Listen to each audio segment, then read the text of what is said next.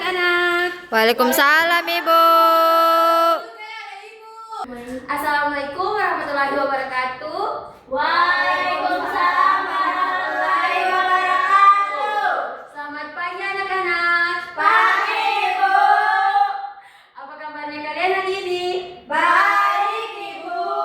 Alhamdulillah semuanya dalam keadaan baik. Sebelum itu Ibu mau mengecek kehadiran di sini siapa yang tidak hadir. Satu orang, Ibu. Ada yang tahu alasannya kenapa? Di sini ada yang tidak hadir. Ada, Ibu. Ada, Ibu. Siapa dan kenapa alasannya? Terlengsi, Ibu.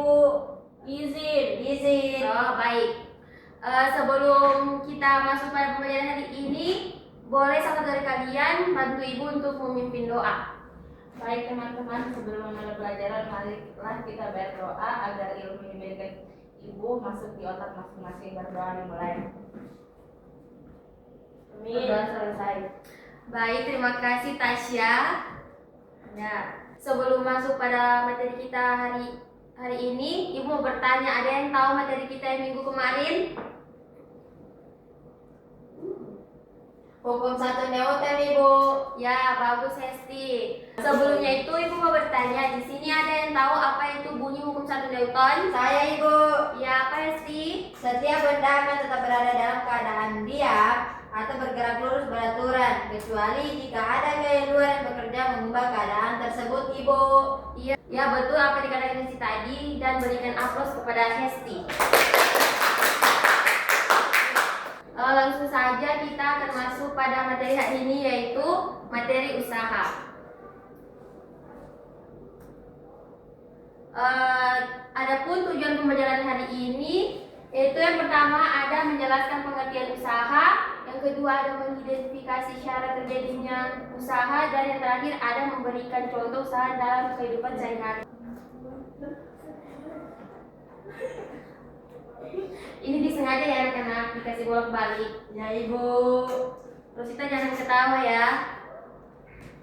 Ya, di sini Ibu bertanya Rosita, kamu tahu apa itu usaha? Tidak tahu, Ibu. Yang lain? Tidak, Ibu. Tidak, Ibu. Ya, jadi usaha itu adalah besar energi yang diberikan oleh sebuah gaya sehingga membuat suatu benda mengalami perubahan posisi atau perpindahan. Ketika sebuah gaya bekerja pada benda dan gaya tersebut menyebabkan benda bergerak, maka gaya itu dikatakan melakukan usaha pada benda tersebut. Yaitu ada syarat terjadinya usaha. Usaha dalam fisika hanya terjadi jika gaya yang bekerja pada suatu benda menyebabkan terjadinya perpindahan. Artinya, dua kondisi harus terpenuhi secara bersamaan. Yang pertama itu ada gaya yang bekerja pada benda, dan yang kedua ada perpindahan benda akibat gaya tersebut. Selanjutnya ada contoh usaha dalam kehidupan sehari-hari. Yang pertama itu ada mendorong meja hingga bergeser, ada gaya benda berpindah, berarti ada usaha. Yang kedua itu mengangkat galon air ke atas meja, gaya ke atas, dan ada perpindahan ke atas, usaha dilakukan. Baik, sampai di sini materinya. Apakah anak-anak ada yang mau bertanya? Saya, Ibu. Iya, Tasya. Kalau gaya ada, tapi perpindahannya sangat kecil, itu disebut usaha atau tidak? Baik Tasya, pertanyaannya sudah bagus. Ibu akan menjawab. Iya, selama ada perpindahan, meski kecil tetap ada usaha. Masih ada lain yang ingin bertanya? Saya izin bertanya, Ibu, apakah contoh usaha harus perpindahannya jauh atau tidak?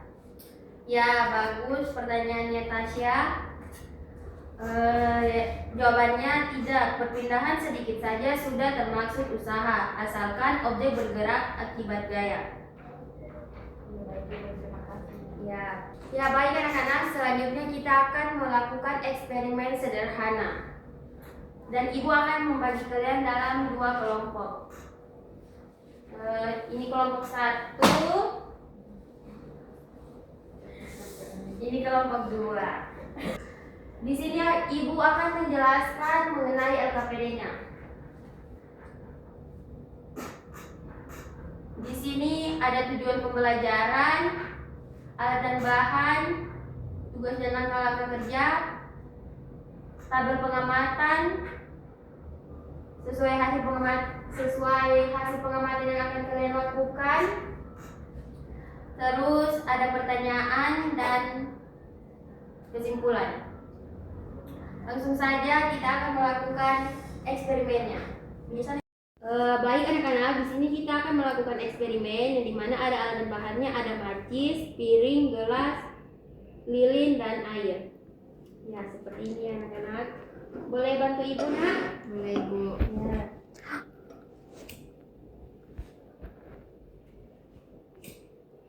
Ini mau menyala ya? Saya udah takut. Iya. Seperti ini, kemudian kita masukkan air.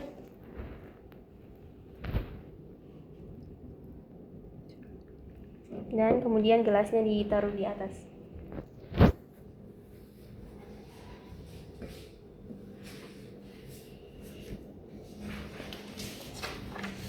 Ya, kemudian lihat apa yang terjadi pada hasilnya ini. Oke, baik Ibu. Ya. Boleh. Ya, Ibu mau bertanya, ada yang tahu mengapa air masuk ke dalam gelas? Karena saat lilin dinyalakan, udara di dalam gelas akan lebih panas dibandingkan dengan udara di sekitarnya. Saat lilin mati, maka suhu di dalam gelas akan turun juga, yang menyebabkan tekanan akan turun.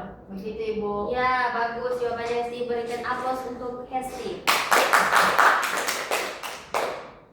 Ya, kita sudah melakukan percobaan. Ibu tutup, Ibu mau bertanya bagaimana perasaannya kalian hari ini? Senang ya, Bu. Ya. Baik, kita akan menyimpulkan bersama-sama materi kita hari ini. Baik, kesimpulannya usaha dalam fisika hanya terjadi jika ada gaya yang bekerja dan benda mengalami perpindahan. Kalau tidak ada perpindahan, maka usahanya nol. Walaupun kita sudah mengeluarkan tenaga, contohnya seperti mengangkat tas, menarik gerobak, atau mendorong meja hingga bergeser. Intinya usaha selalu terkait dengan gaya dan perpindahan benda. Ya, baik. Seperti yang dikatakan Tasya tadi, jadi dari pembelajaran hari ini kita menyimpulkan bahwa usaha dalam fisika hanya terjadi jika ada gaya yang bekerja dan benda mengalami perpindahan. Kalau tidak ada perpindahan, maka usahanya nol. Kalau walaupun kita sudah mengeluarkan tenaga, contoh usaha itu seperti mengangkat tas, menarik gerobak, atau mendorong meja hingga bergeser. Jadi di sini Ibu mau bertanya, menurut kalian mengapa memahami konsep usaha itu penting dalam kehidupan nyata? Saya Ibu. Ya, Hesti. Mungkin karena konsep usaha membantu kita memahami bagaimana cara kerja, gaya, dan perpindahan dalam kehidupan sehari-hari. Ya, baik. Terima kasih jawabannya Hesti dan berikan aplaus untuk Hesti. Ibu akhiri pembelajaran hari ini dengan ucapan terima kasih dan wallahu musta'an. Wassalamualaikum warahmatullahi wabarakatuh. Waalaikumsalam warahmatullahi wabarakatuh, Ibu. Terima kasih.